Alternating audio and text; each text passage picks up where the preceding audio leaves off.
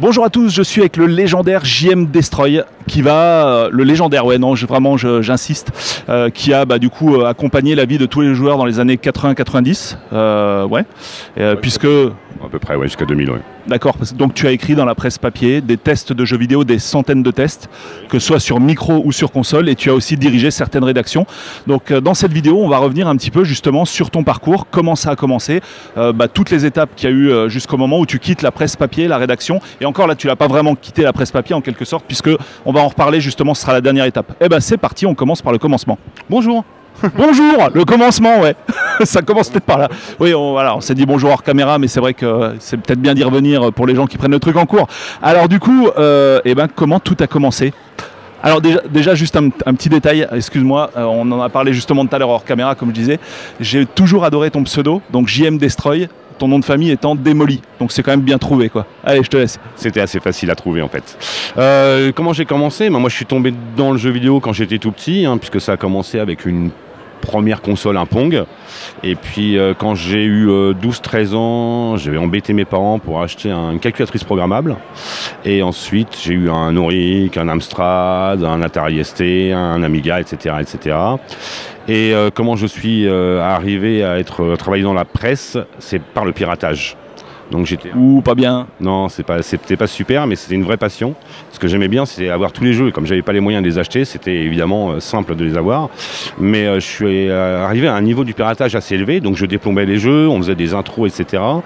Et j'avais des contacts un peu partout dans le monde. Au Canada, en Allemagne, en Hollande, aux États-Unis. Tu faisais de la programmation, tu étais dans un groupe de démo makers, genre de choses ou pas ? Oui, moi j'avais créé mon groupe, c'était sur ST, c'était STCS, et on faisait partie d'un groupe bien plus vaste qui était les Blood Runner. Et donc on avait énormément de jeux bien avant la sortie de ces titres en boutique, souvent 1 mois, 2 mois avant. Et donc on intéressait fortement la presse qui avait besoin, elle, d'informations. On avait les informations. Mais quelle était la source en fait ? Tu les avais comment en avance de phase comme ça ? On n'a jamais vraiment su. Moi j'en avais... je sais même pas comment c'est une nébuleuse en fait, on s'en rend pas bien compte. Mais il y avait... c'est par relation. En fait, au tout début, j'avais refait... Frédéric Rénal, le programmeur d'Alone in the Dark. Au tout début, on était inconscient, j'avais 16 ans, j'étais complètement inconscient, j'avais refait un Arkanoid. C'est-à-dire qu'on avait désassemblé le jeu Arkanoid et on avait refait complètement d'autres casse-briques. Et j'avais mis mon numéro de téléphone, donc celui de mes parents, dans cette disquette. Et la disquette, elle a circulé partout dans le monde et il y a des gens qui m'ont appelé. Alors j'ai amélioré mon anglais, évidemment de manière très forte, parce que j'avais un niveau scolaire, et de fil en aiguille, comme ça, j'avais de plus en plus de contacts, et des gens qui avaient des jeux, je ne sais pas d'où ils les avaient, moi je les récupérais, je les échangeais, etc., etc. Je collais les disquettes sous les sièges, gare du Nord, j'allais gare du Nord, gare de l'Est, je prenais mon vélo, je collais les disquettes sous les sièges, j'appelais mon correspondant en Allemagne ou en Hollande, et je lui disais, tel compartiment sous le siège 42, tu trouveras ce jeu-là, et voilà, c'était pas cher, parce que c'était gratuit, c'était hyper rapide, parce qu'en 5 heures de temps, à Amsterdam, il avait le jeu, et lui, au retour, il m'appelait, dans le train tel, tu pourras récupérer les jeux. Ça a commencé comme ça. Et puis on intéressait la presse parce qu'on avait finalement la matière première que la presse avait besoin pour ses articles. Et comme en France, il n'y avait pratiquement pas de structure, il n'y avait pas de filiale de sociétés d'éditeurs japonais, anglais ou américains, c'était complètement désorganisé. On avait tout, on centralisait tout. En fait, on était les premiers presse relations des RP du jeu vidéo. Et de fil en aiguille, j'ai commencé à Micro News. D'abord, je leur donnais des jeux. Et puis après un moment, ils m'ont demandé si je voulais écrire un test, ce que j'ai fait. Ils ont dû trouver ça bien parce que j'en ai écrit 2, 3, et voilà. Ok, donc tu es quand même en train de m'expliquer que le piratage a donné naissance à la presse papier française en quelque sorte, quoi. Ah, c'est certain. Ça, c'est évident. Et mon histoire est la même pour d'autres titres, d'autres magazines qui ont fait exactement la même chose. Il n'y avait pas d'information. Donc pour avoir l'information, il fallait forcément avoir des jeux. Et les jeux qu'ils avaient, les pirates. Alors donc il y a eu Micro News et après. Alors Micro News et après il y avait Joystick hebdomadaire. Donc, alors juste pour revenir à Micro News, ça parlait de quoi? C'était que du micro ou il y avait de la... Non, il n'y avait pas de console? Il y avait un peu de console, mais c'était principalement micro, ouais, donc plutôt Atari ST et Amiga à l'époque. Donc Micro News en France, c'était le premier mag? Non, le premier mag c'était Tilt. Le premier mag, c'était Tilt. Mais avant Tilt, ou en même temps Tilt, il y avait un autre magazine que j'adorais. C'était un hebdomadaire qui s'appelait Hebdogiciel. Et là, c'était fabuleux. Après, le magazine a évolué, mais au tout début, c'était que des listings de jeux. Des listings, même pas de jeux, des listings. Donc il fallait taper en basique ou en code machine et il fallait taper le listing qui était publié pour avoir un pseudo-jeu. Et j'adorais ce magazine-là. Donc il y avait Hebdogiciel, Tilt. Puis après, moi, j'ai bossé à Micronews. À Micronews, il y a eu Joystick Hebdo. Donc j'ai bossé à Joystick Hebdo. Et la formule de Joystick Hebdo ne fonctionnait pas très très bien. Et on a réfléchi à créer un magazine mensuel. Donc Joystick mensuel, celui que tout le monde connaît. Le fameux. Le fameux. Qui a eu des ramifications du coup après par la suite. Alors à l'intérieur de Joystick, on avait créé une espèce de magazine console, donc entièrement dédié aux consoles, qui s'appelait Console News. Et par la suite, ce magazine est devenu autonome et ça s'appelait Joypad. D'accord. Voilà. Et vous étiez combien de journalistes à la fois à Micronews et à la fois après à Joy? À Micronews, on devait être 5-6. Et à Joystick, on était pas beaucoup plus, peut-être 6 ou 7. Ah, pas plus? Non, mais après, bon, il y avait des pigistes, mais dans les réguliers, on était pas plus que 6 ou 7, oui. Et après, les pigistes qui gravitaient, il y en avait combien à peu près, tu te souviens? C'est difficile à dire, mais pas énormément. C'était pas une grosse équipe, hein. Franchement, il y a peut-être 3 ou 4 en plus, mais sur des opérations très précises, très ponctuelles. Et là, aujourd'hui, on connaît donc la Gamescom en Allemagne, qui est le plus gros salon donc, du jeu vidéo en Europe. On connaît évidemment l'E3. À cette époque-là, c'était quoi les grands salons? Il y avait l'E3, enfin le CES, et c'est tout. Le CES, excusez-moi. Il y avait le CES, et à Londres, c'était le CTS.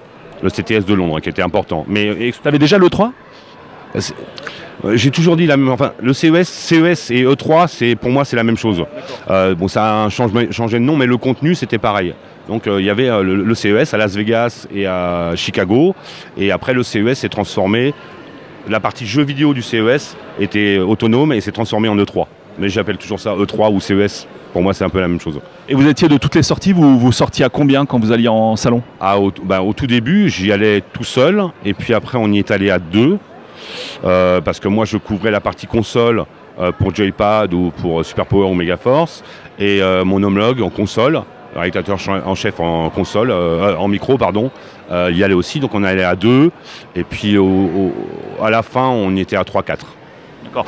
Et donc, alors à cette époque-là, tu étais donc journaliste. Et après, donc l'étape d'après, ça a été quoi après Joypad? Alors après Joystick, pardon. Joystick, donc on a créé Joypad avec un Louis Lacour. Ensuite, le Joystick Joypad ont été vendus à Hachette. Moi, je suis resté dans le groupe d'origine. Et là, on a créé le premier magazine officiel Sega pour le lancement de la Mega Drive, qui s'appelait Megaforce. Et très peu de temps après, devant le succès de la Super Nintendo, on a créé le magazine Super Power. Et ensuite, avec l'arrivée de la PlayStation, on a lancé un titre qui s'appelait Playmag.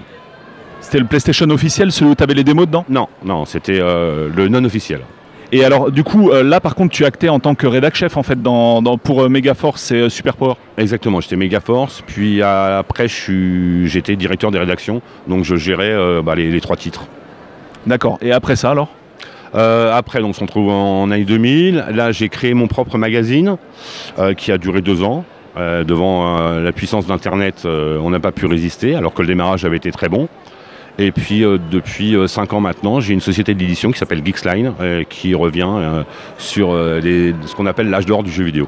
Donc là, vous sortez plus du gros volume, on va dire, sur l'histoire du jeu ou l'histoire de titres en particulier ou de console. Voilà, moi aujourd'hui, je fais ce qui me fait plaisir. Donc, avec le magazine Player Spirit, je reviens sur ces années et je rencontre les gens que j'avais rencontrés il y a 30 ans, mais qui ont aujourd'hui une parole bien plus libre. Donc c'est vraiment très intéressant pour avoir des anecdotes et c'est ce qui m'intéresse moi, parce que tout n'était pas rose à l'époque. Mais quand on était journaliste, forcément personne ne nous disait la vérité. Aujourd'hui on a la vérité, c'est ça qui est impressionnant.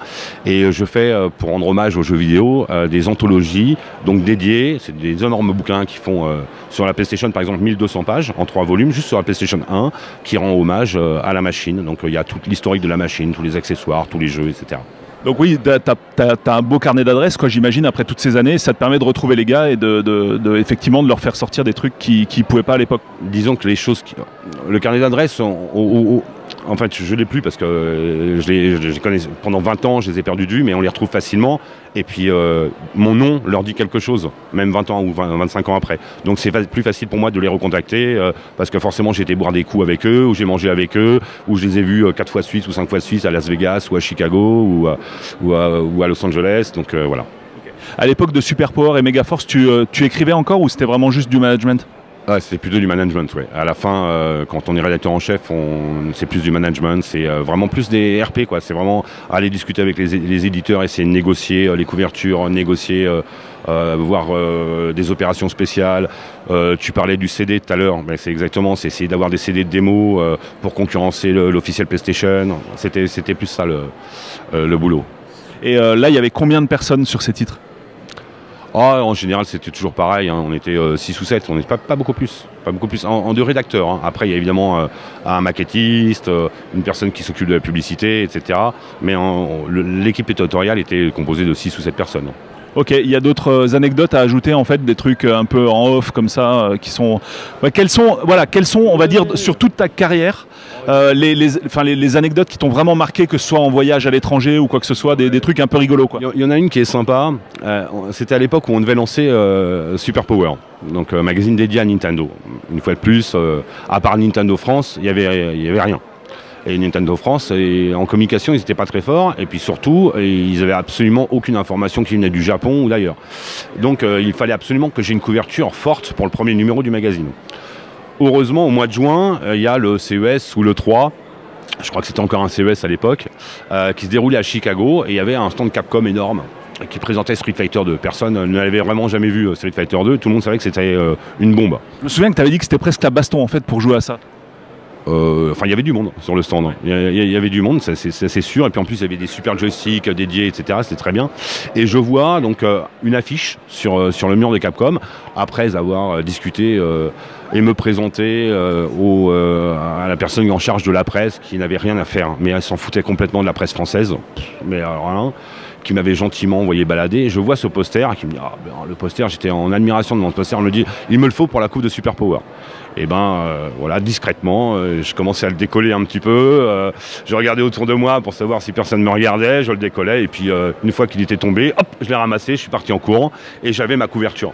Et c'était une couverture exclusive parce que Capcom m'avait rien donné. Parce qu'on était européens, qui plus est français, donc et qu'ils ne s'occupaient que du marché américain. Ok, cool. Un petit mot peut-être pour les gens qui se lancent dans la profession, du coup, qui vont avoir une carrière de journaliste ou peut-être même qui sont actuellement journalistes. Le faites pas. Pourquoi?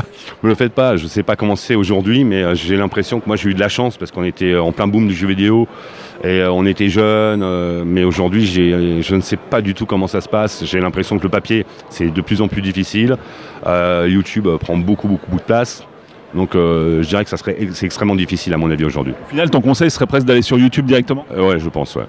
Ok, bon merci JM Destroy pour tous ces bons souvenirs. Allez, ciao. De rien, merci à toi, bonne journée.